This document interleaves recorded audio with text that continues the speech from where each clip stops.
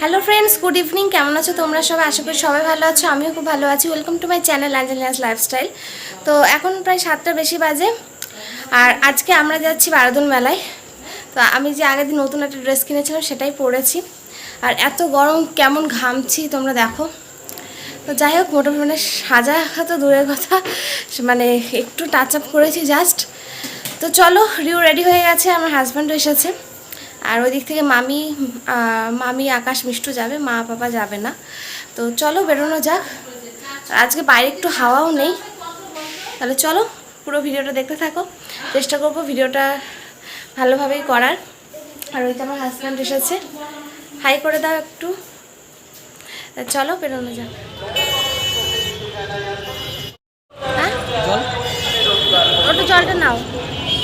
তো চলে এসেছি মেলাতে, এখনো ঢুকিনি মেলার ভেতরে। তো ভালোই ভিড় আছে আজকে, ভালোই ভিড়। আমরা আমাদের গাড়ি পার্কিং জোনে পার্ক করে দিয়েছি এবং আমরা সবাই মিলে মেলার ভেতরে ঢুকছি। মেলার ভেতরে ঢোকার শুরুতেই আমার ডান হাতে প্রচুর দোকান বসেছে, পাখার দোকান, বিভিন্ন মাটির পুতুলের দোকান। আর এই যে ছবিগুলো দেখছো, এইগুলো আমি প্রতিবারই দেখি আর প্রতিবারই ভাবি যে নিজের বাড়ির জন্য একটা করে কিনবো, কিন্তু কেনা আর হয় না। তো যাই হোক, আজকে মেলাতে প্রচণ্ড ভিড়।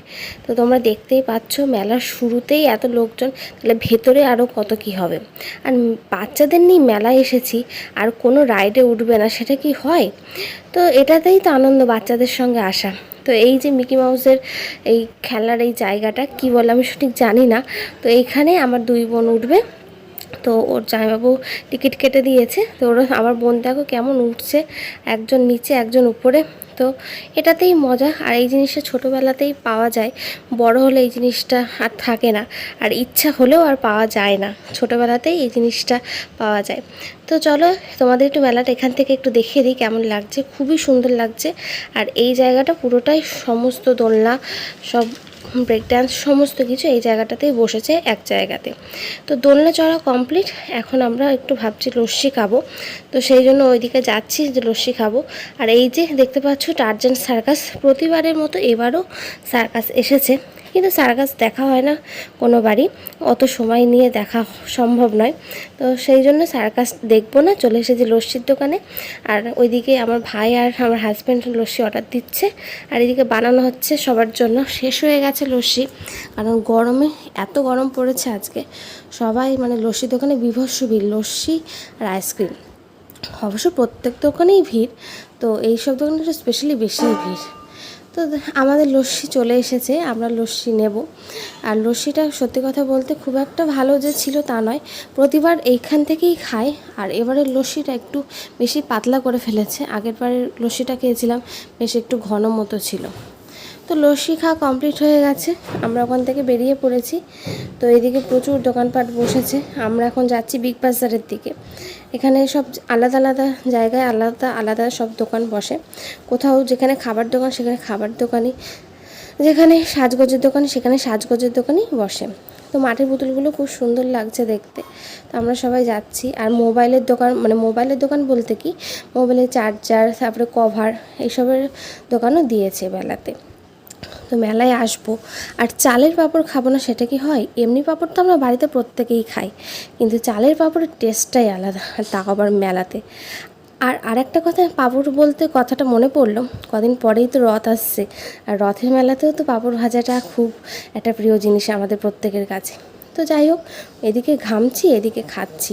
তো বিগ বাজারের মধ্যে ঢুকে পড়েছি। আর এদিকে ঢুকতেই একটা স্টল দিয়েছে, সব মানে ক্লিপ, বাচ্চাদের ক্লিপ, বড়দের ক্লিপ, হেয়ার ব্যান্ডস, অনেক কিছু আছে। তো এখান থেকে দুটো ক্লিপ কিনলাম, ক্লিপ কিনে এবার মেলার ভেতরে ঢুকছি। এদিকে কাপের দোকান, কাপ, প্লেট, কানের। আর মেলাতে প্রচণ্ড পরিমাণে গরম লাগছে, এত গরম এখানে ভেতরটায়। তো যাই হোক, গরম তো গরমকালে গরম পড়বেই, আর লোকের ভিড়টাও অনেক, আর জায়গাটা খুবই এবার ছোট করে ফেলেছে। তো এই যে দেখো, ঢুকে পড়েছি নকল সোনার দোকানে। নকল সোনা বলতে সিটি গোল্ডের দোকানে। এখানে দেখছিলাম যে আমার হাতের কিছু পাওয়া যায় কিনা, দেখছিলাম সবই প্রায় ছোট ছোট, আর দামটাও বেশ হাই, কারণ শ্রীহরির কোম্পানির যেহেতু, দামটা অনেকটাই হাই। তো যাই হোক, ওই সব বাদ দিয়ে এখন ফার্নিচারের দোকানও দেখছিলাম, কত সুন্দর সুন্দর ফার্নিচার এসেছে। এইসব ফার্নিচার আমাদের মতো ঘরে রাখার জিনিস নয়, যাদের খুব হাই ফাই ঘর তাদের ঘরে এইসব মানায়। এদিকে সালোয়ার কামিজের দোকান দিয়েছে, আবার এই দিকটাতে ড্রাই ফ্রুটসের দোকান। মনে হয় এনারা কাশ্মীর থেকে এসেছে, যাই হোক অন্য কোথাও থেকে এসেছে, অত আমি ভালো করে দেখিনি।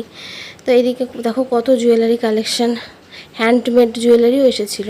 স্কুটি, আসলে এই বারদোল মেলায় আসলে তুমি কি পাবে না, সমস্ত কিছু পাবে, খাট বিছানা থেকে শুরু করে ঘরে নিত্য প্রয়োজনীয় জিনিস। এইদিকে ব্যাগের দোকানটা দেখো কতটা বড়, কতটা জায়গা নিয়ে দোকানটা দিয়েছে। তো ভেবেছিলাম ব্যাগ নেব একটা, তো তারপরে ভাবলাম যে এখন তো কোথাও সেভাবে যাওয়া নেই, সেই জন্য ব্যাগটা নেব না। আর সবথেকে মজার কথা কী জানো, এই যে কুলার দেখলে, এই কুলারের জায়গাটা এসে বীভৎস ভিড় করছে সবাই। এত গরমের মধ্যে সবাই চাইছে একটু কুলারে হাওয়া খায়।